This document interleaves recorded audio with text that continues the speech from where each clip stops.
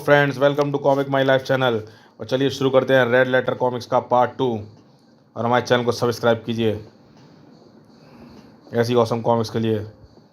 आगे बढ़ते हैं। मंत्री जी अपनी प्राइवेट गाड़ी में खुद ड्राइव करके ले गए हैं। अब तो वो रूपनगर का बॉर्डर पार करके दिल्ली में दाखिल भी हो चुके होंगे। ओह नो, इसका मतलब मुझे पांडे को इस गोपनीय मीटिंग में जाने से रोकना होगा। हाँ, लेकिन कैसे? मंत्री जी अपना मोबाइल भी यहीं छोड़ गए हैं और वह मीटिंग दिल्ली के किस स्थान पर आयोजित हो रही है ये भी नहीं पता।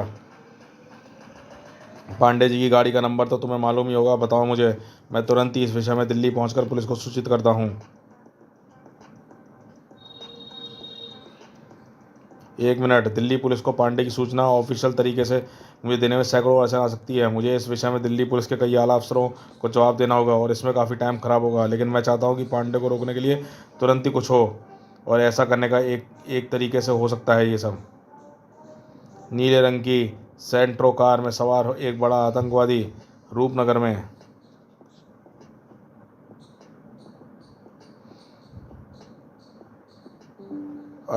रूपनगर से दिल्ली में प्रवेश हो गया था। उसे तुरंत रोकिए, तुरंत रोकिए। आप कौन? मेरे बारे में जानना है? छोड़कर कार का नंबर नोट कीजिए। RL1C1876। ये आपने क्या किया सर? पांडे को तुरंत ही रोकने का इंतजाम। इस तरह दिल्ली की सारी पुलिस पांडे को रोकने में जुट जाएगी।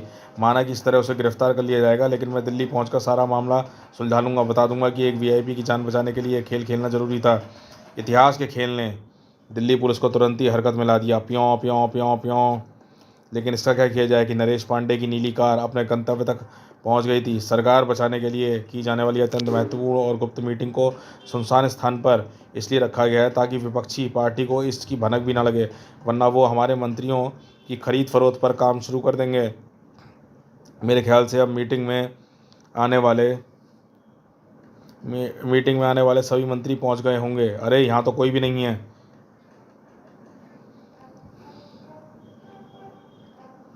कहीं मैं गलत जगह पर तो नहीं आ गया? मीटिंग कहीं और तो नहीं है? आप एकदम सही जगह पर आए हैं पांडे साहब। मीटिंग यहीं होनी है, आपकी और मौत की।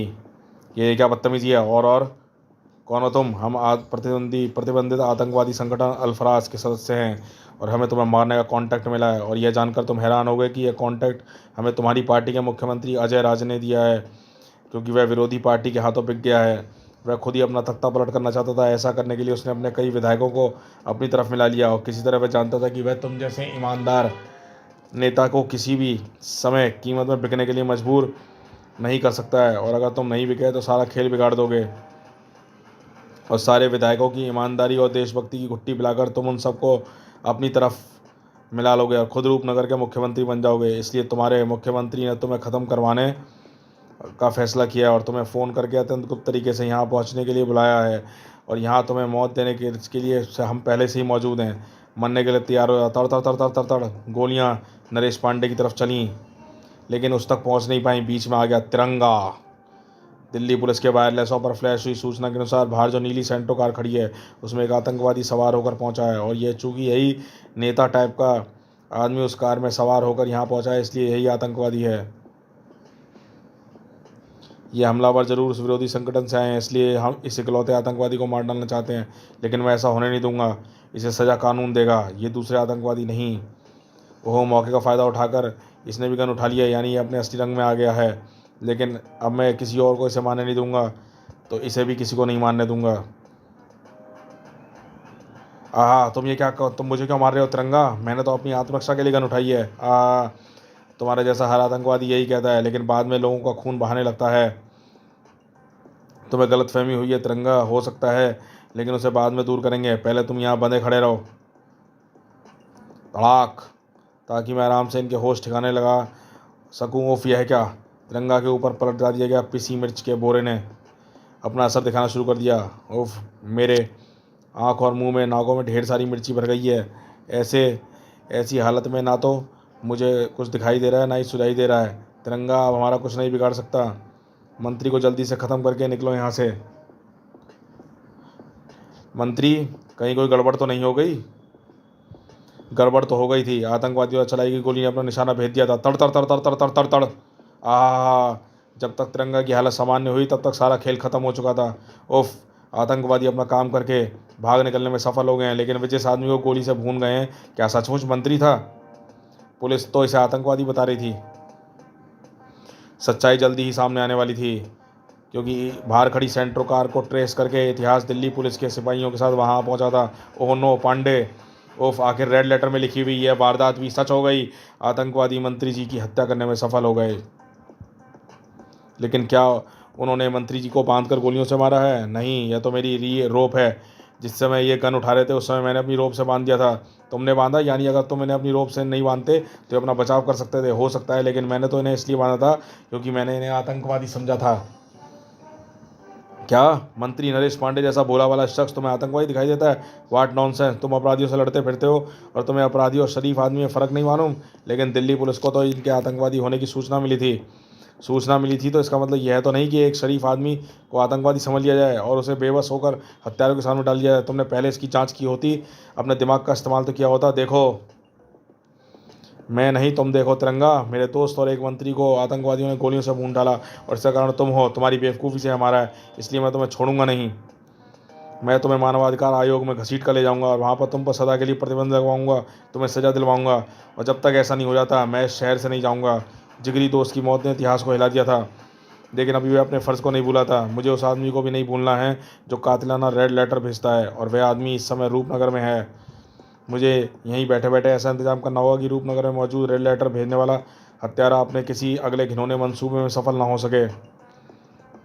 रूपनगर से बाहर स्थित यह खंडर नुमा हवेली अभिशप्त समझी जाती है। इसकी तरफ कोई आता जाता नहीं है, इसलिए इस हवेली के आसपास का वातावरण का हिस्सा अक्सर सन्नाटे के आगोश में सिमटा रहता है। लेकिन हवेली के अंदर का हिस्सा आबाद है, एक आदमी से ही सही। उफ, ये नहीं हो सकता, यह बिल्कुल नहीं हो सकता। अगर यह घटना घट गई तो अनर्थ हो जाएगा। मुझे इसे रोकना होगा और इसके लिए मुझे लिखना होगा एक और रेड लेटर। अब तेरी उंगलियां को रेड लेटर लिखने की ज़रूरत नहीं है कमीने। एंथोनी तेरी किस्मत में मौत लिखने जा रहा है। इतिहास ने दिल्ली से जूली को फ़ोन करके कहा था कि वह मुझे कब्र से बाहर बुलाकर रेड लेटर के भेजने वाले के काम पर रोक लगाए।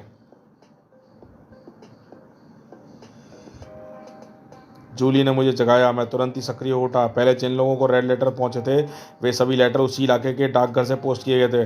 डाकघर से पता चला कि लाल रंग के खतों को एक ही आदमी पोस्ट करने वाला था। वो आदमी इसी हवेली की तरफ से आता था। यह सब जानने के बाद मेरा यहाँ पहुँचना कोई मुश्किल काम नहीं था, लेकिन हैरानी की बात यह है कि रेड लेटर भेजकर लोगों की हत्या करा के आतंक फैलाने वाले मुझे यह अकेला आदमी मिला है।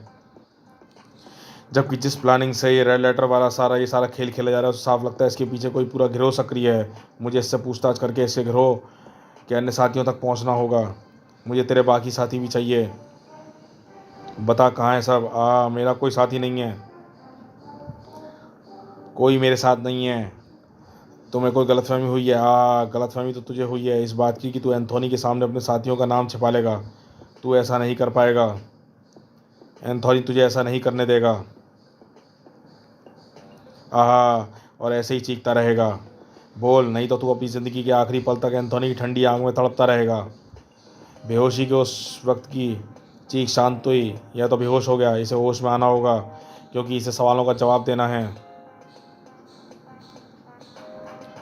अस्पताल में उसे होश में आने में देर लग सकती है। मैं इंतज़ार करूँगा, क्योंकि इससे मिलने के बाद ही मुझे मेरे सवालों का जवाब का इंतज़ार सिर्फ मुझे ही नहीं, दिल्ली में बैठे इतिहास को भी है। इतिहास के इंतजार को उसकी ज़िंदगी के साथ ही ख़त्म करने का षड्यंत्र रचा जा रहा था। तुम डीएसपी इतिहास को यह नहीं जानते अजय राजे। वह कानून का वो चूहा है जो अपराध के बड़े बड़े पहाड़ों में बिल बनाकर अपराधी की गर्दन तक पहुंच जाता है। और उस समय वह हमारे मंत्री और अपने दोस्त नरेश पांडे की हत्या की जांच कर रहा है। तो इस वक्त दूर नहीं होगा जब उसके हाथ हमारे गिरेबान तक पहुंच जाएंगे। ओह, अगर ऐसा हो गया तो सारी दुनिया को पता चल जाएगा कि मैंने अपनी कुर्सी, अपने एमएलए और अपनी पार्टी को तुम्हारे हाथ बेच दिया। इस तरह तो सारा खेल बिगड़ जाएगा। ऐसा ना हो, इसके लिए कुछ करो यादव। तुम्हारे लिए कुछ भी करना मुश्किल नहीं है, क्योंकि तुम्हारे संबंध देश के बड़े बड़े आतंकवादी संगठनों से है। हाँ, लेकिन इस मामले में बड़ी सावधानी से काम करना होगा, क्योंकि इस मामले में तिरंगा भी बीच में आ गया है। हालांकि इतिहास अपने दोस्त मंत्री नरेश पांडे की हत्या का जिम्मेदार किसी न किसी रूप में तिरंगा को मान रहा है। तिरंगा, ओहो, मिल गया वह तरीका जिससे हमारा काम भी हो जाएगा और कहीं भी हमारा नाम नहीं आएगा। ऐसा कैसे होगा? अब हमारा काम कोई और नहीं बल्कि खुद करेगा। तिरंगा। छनाक। कौन?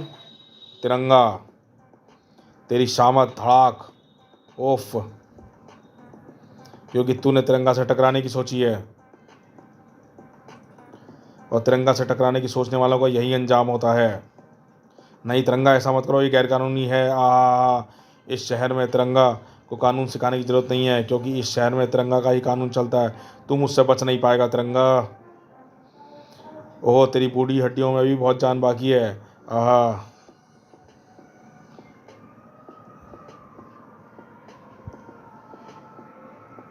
इन्हें इस विशेष गैस के प्रभाव में जवान आह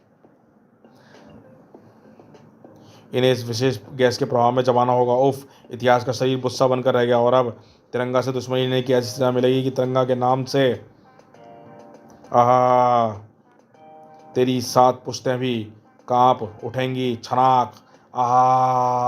उस समय इतिहास की जो हालत थी उससे ज़्यादा देर बेखबर नहीं रहा। एंथोनी, क्या कह रही हो? ये तुम क्या कह रही हो जूली? वही जो दिल्ली में मुझे फ़ोन पर बताया गया। जिस तिरंगा को सज़ा दिलाने के लिए इतिहास दिल्ली में रुका हुआ है, उसने तिरंगा ने बहुत मारा और 7 मंजिला होटल से नीचे फेंक दिया।